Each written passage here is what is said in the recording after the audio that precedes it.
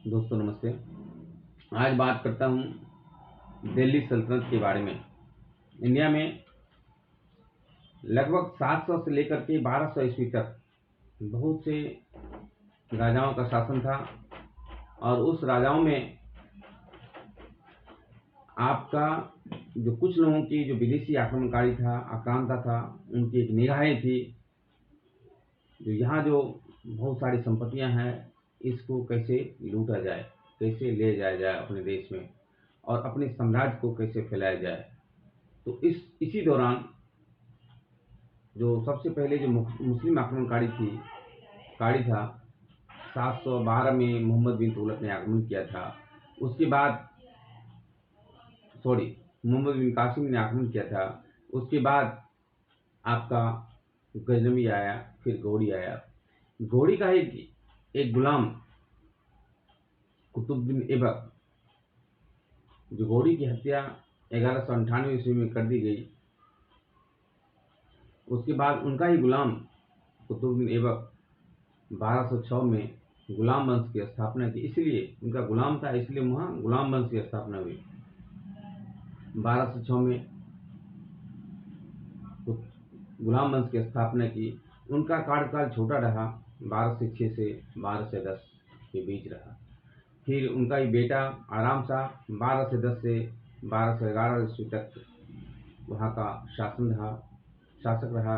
और फिर 1211 ईस्वी में इल्तुतमिश ने, जो कुतुबुद्दीन ऐबक का ही दामाद था, उनकी हत्या कर दी गई इल्तुतमिश के द्वारा। और फिर इल्तुतमिश वहाँ का शासक बना। इल्तुतमिश के बाद बहुत ही कमजोर शासक ने दिल्ली सल्तनत की सत्ता संभाली और फिर उनकी एक बेटी थी रजिया सुल्तान, उन्होंने सत्ता संभाली। रजिया सुल्तान के बाद लास्ट में केकुबाद का शासन रहा और इस प्रकार गुलाम वंश जो है वह खत्म हो गया। गुलाम वंश 1206 से 1290 ईस्वी तक चला। फिर गुलाम वंश के बाद आपका जलालुद्दीन खिलजी ने खिलजी वंश की स्थापना की, जिनका कार्यकाल बहुत ही छोटा रहा, टेन्यूर रहा। और 1290 में 1290 से 1295 ईस्वी तक उनका शासनकाल रहा।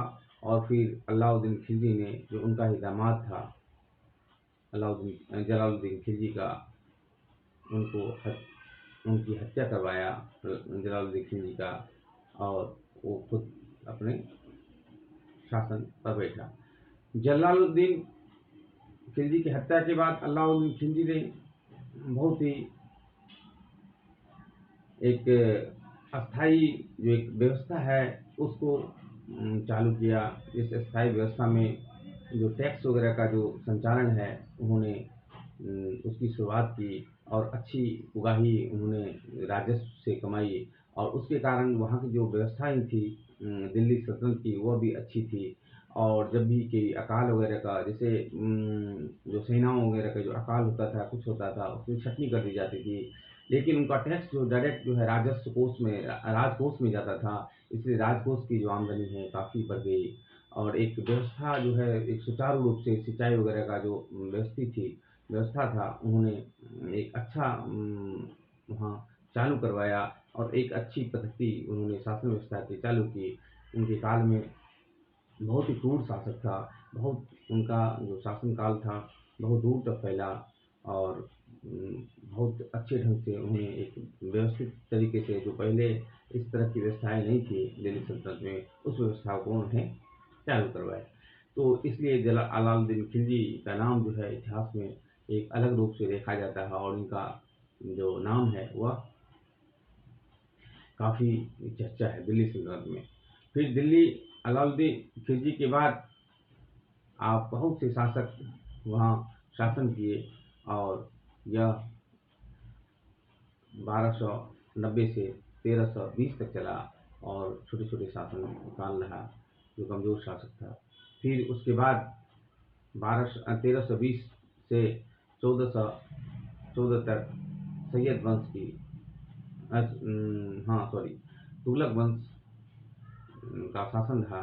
तुगलक वंश में गियासुद्दीन जो तुगलक था, उन्होंने तुगलक वंश की स्थापना की थी और फिर मोहम्मद बिन तुगलक यहाँ का शासक रहा। मोहम्मद बिन तुगलक ने बहुत ही अलग टाइप से वहाँ उनको पागल बादशाह के नाम से भी वहाँ जाना जाता था मोहम्मद बिन तुगलक को, क्योंकि वो जो भी चीज़ें लागू करता था उनके काम में, उनके समय में सुचारू रूप से वह नहीं चलता था। काफ़ी विद्वान माना जाता है शासक के रूप में उनको, लेकिन उनका जो एक व्यवस्था थी जो उन्होंने चालू करवाया वो उल्टी हो जाती थी और उल्टे और जो भी प्रॉब्लम क्रिएट करता था राज्य का जो शासन व्यवस्था था उसमें।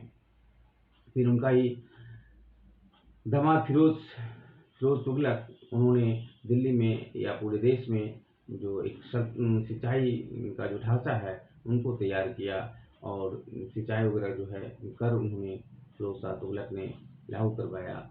उसके बाद तुगलक वंश के छोटे छोटे शासक हुए जिनका कार्यकाल छोटा रहा और तुगलक वंश के बाद फिर आपका सईद वंश की स्थापना हुई, जिसका स्थापना खिलजी खां ने किया, जो 1414 ईस्वी से 1451 ईस्वी तक सैयद वंश का कार्यकाल रहा।